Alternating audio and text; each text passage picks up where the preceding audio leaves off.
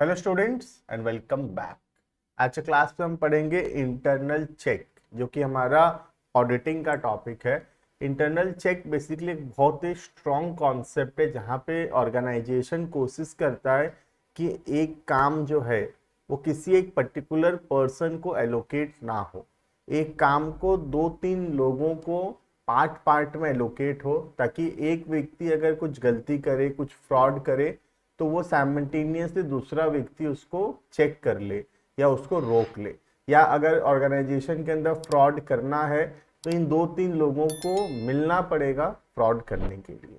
तो internal check basically काम को इस तरीके से डिवाइड करना among the employees, so that एक काम जो है एक व्यक्ति जब कर रहा है तो दूसरा व्यक्ति उस काम को चेक कर रहा है, सो दैट एरर्स को मिनिमाइज किया जा सके और फ्रॉड को रोक सके। ये एक तरीका है ऑर्गेनाइजेशन इंप्लीमेंट करता है अपने डे टू डे वर्किंग्स के अंदर, जिससे एरर और फ्रॉड को रोका जा सकता है। क्लियर? ऑलमोस्ट हर एक ऑर्गेनाइजेशन आज के दिन में कुछ ना कुछ इंटरनल चेक्स जरूर लगाते हैं। जैसे आज हम एक बैंक जाएंगे तो हम वहां देखेंगे कि एक काउंटर में चेक पास होगा, दूसरे काउंटर में चेक रिसीव करेंगे, तीसरे काउंटर में पैसा मिलेगा। तो ये जो काम है इसको डिवाइड किया गया है 3 पर्सन्स के बीच में, सो दैट कोई भी एक व्यक्ति एरर करे, गलती करे या फ्रॉड करे तो दूसरा व्यक्ति जो है उसको चेक कर ले। और अगर फ्रॉड करना भी है तो इन तीनों पर्सन को मिलना पड़ेगा और उसके बाद ही जाके फ्रॉड हो पाएगा। तो ये फ्रॉड का जो रिस्क है उसको मिनिमाइज करता है। क्लियर? स्टार्ट करते हैं।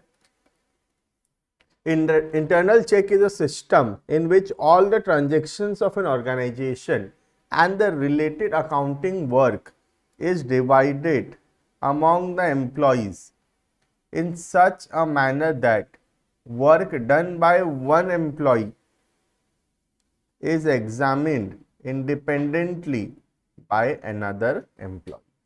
एक एम्प्लॉय के काम को दूसरा एम्प्लॉय चेक कर रहा है, सो दैट एरर्स को मिनिमाइज किया जा सके। According to this system the work is divided among the employees according to their capabilities and in such a manner that no single employee, कोई भी एक एम्प्लॉय डज एनी टास्क और transaction from start to end, starting से लेकर ending तक एक transaction को एक ही एम्प्लॉय को नहीं दिया जाएगा, वो डिवाइड किया जाएगा among different employees.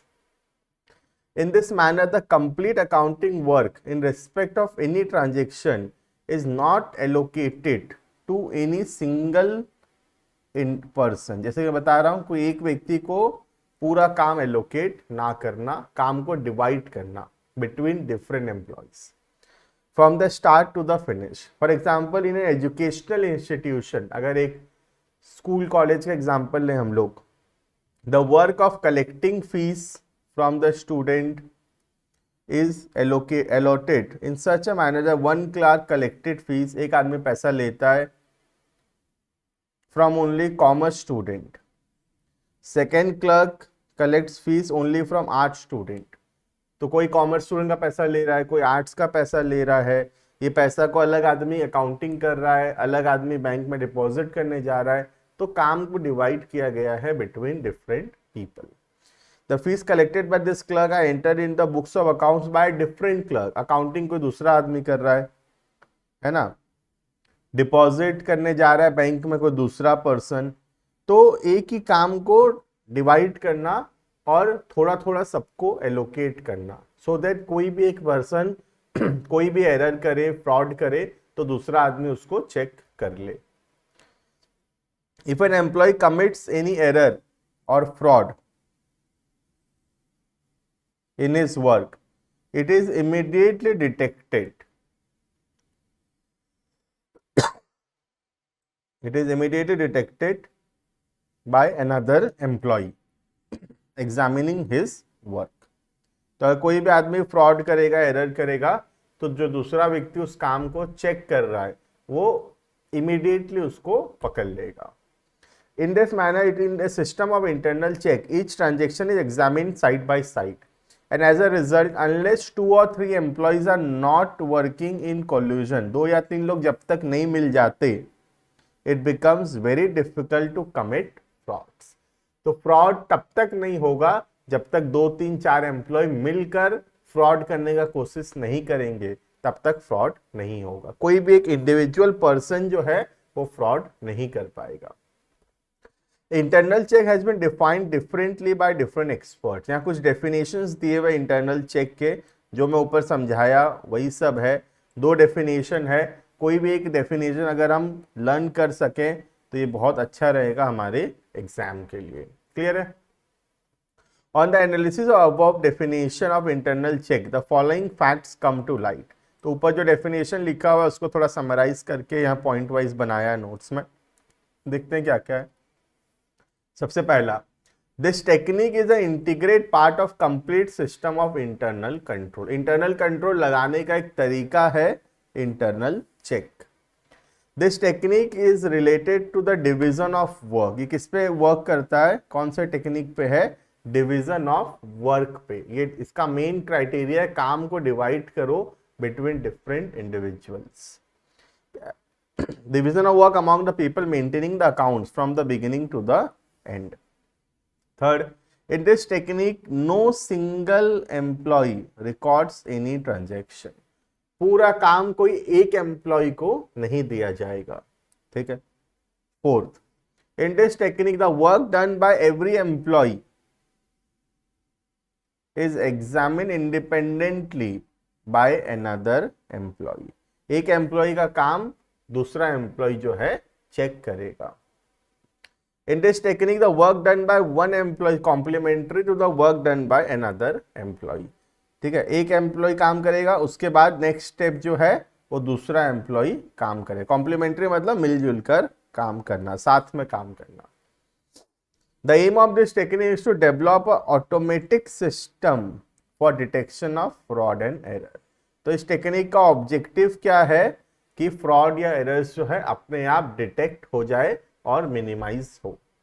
Last, in this technique the work of book keeping and accounting is mechanised to the maximum possible extent. तो ज्यादातर ये टेक्निक जो है अकाउंटिंग के लिए यूज किया जाता है, फाइनेंशियल ट्रांजेक्शन्स के लिए यूज होता है। क्लियर है ये? तो ये जो पॉइंट वाइज यहाँ पे हम पढ़े, ये ऊपर जो हम इंटरनल चेक के बारे में जो पढ़े थे, जो डेफिनेशन था उसका एक समरी है बेसिकली कि इंटरनल चेक क्या होता है। क्लियर है ये? अब हम कुछ टॉपिक्स पढ़ेंगे, जैसे कि इंटरनल चेक का ऑब्जेक्टिव क्या है, उसका क्या प्रिंसिपल्स है, एडवांटेजेस क्या है, डिसएडवांटेजेस क्या है, ये सब हम बहुत डिटेल में एक एक करके पढ़ेंगे। जैसे हम स्टार्ट कर रहे हैं अभी, सबसे पहला objectives of internal check. Maximum हम इसके अंदर जो पढ़े थे वही सब रिपीट होगा कि इंटरनल चेक करने का क्या ऑब्जेक्टिव्स है। सबसे पहला और सबसे इंपॉर्टेंट ऑब्जेक्टिव है to prevent fraud and errors. Fraud या एरर्स को प्रिवेंट करना, रोकना सबसे मेन ऑब्जेक्टिव होता है। The main objective of internal check is to establish a system which makes fraud impossible or very difficult to commit. Hence, employees are dissuaded against committing fraud. ऐसा माहौल बनाना कि employ fraud करने का सोचे ही ना। In the same manner, the prevention of error is also one of its objective. तो एक तो एरर और दूसरा फ्रॉड। फर्क है दोनों में, फ्रॉड है कि इंटेंशनल है और एरर जो है वो अनइंटेंशनल है ना। Sorry, prevention of errors is also one of its objective. Since in this technique there is provision for compulsory examination of work done by one employee by another. एक आदमी दूसरे का काम चेक कर रहा है तो फ्रॉड और एरर्स जो है वो प्रिवेंट होगा इसमें। ठीक है। सेकेंड, डिटर्मिनेशन ऑफ रेस्पॉन्सिबिलिटी, काम का रेस्पॉन्सिबिलिटी को डिवाइड करना। The determination of responsibility of employee is also one of the objectives of internal check. In this system work is divided. काम डिवाइड किया गया है तो सबको अपना काम पता है, अपना responsibility पता है. In such a manner so that in case of fraud and errors the related officer can be held responsible. सबको काम डिवाइड किया गया है और अगर फ्रॉड या एरर होता है तो किसके वजह से हुआ ये पता लगाना इजी होगा। क्लियर है ये। Next point number third, to prevent omission. Omission मतलब गलती से कोई ट्रांजेक्शन छूट जाना, बेसिकली एक टाइप ऑफ एरर है। The aim of this system is to bring about discipline in accounting so that no transaction is omitted, कोई भी ट्रांजेक्शन ताकि छूटे ना। ठीक है। Next point number 4, point number 4 है to increase the efficiency of employees. The aim of internal check system is to divide the work in various parts, काम को डिवाइड करना और सबको अपना अपना काम असाइन करना। तो जो जिस काम में अच्छा है उसको वो काम मिलेगा, तो एम्प्लॉय भी अच्छे से काम करेगा, एफिशिएंटली काम कर पाएगा। In this manner, the system is also adopted in order to increase the efficiency of employee. Employee का एफिशिएंसी बढ़ेगा इससे, क्योंकि जो जिस काम में अच्छा है काम डिवाइड करके उसको वही काम एलोकेट किया जा रहा है। Next, quick preparation of final accounts. The aim of this technique is to prepare an organisation structure of accounting department. ज्यादातर अकाउंटिंग में यूज होता है, मैं पहले ही बताया। In such a way that accounting work can be done in an efficient and error free manner। और अगर efficiently अकाउंटिंग करेंगे हम, error free करेंगे, तो फाइनल अकाउंट्स बना पाना बहुत ही ज्यादा आसान होगा। And at the end of the financial year, the final accounts can be prepared as quickly as possible। Clear? Last, to case the audit work।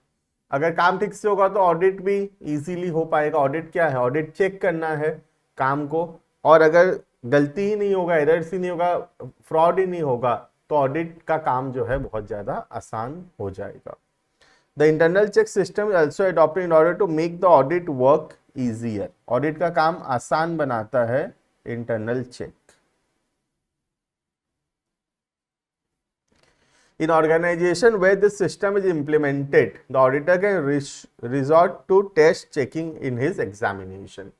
जहां पे इंटरनल चेक लगा हुआ है वहां ऑलरेडी एरर्स, फ्रॉड डिटेक्ट हो रहा है, तो एज एन ऑडिटर हमको बहुत ज्यादा डिटेल में चेक करने का जरूरत नहीं पड़ेगा।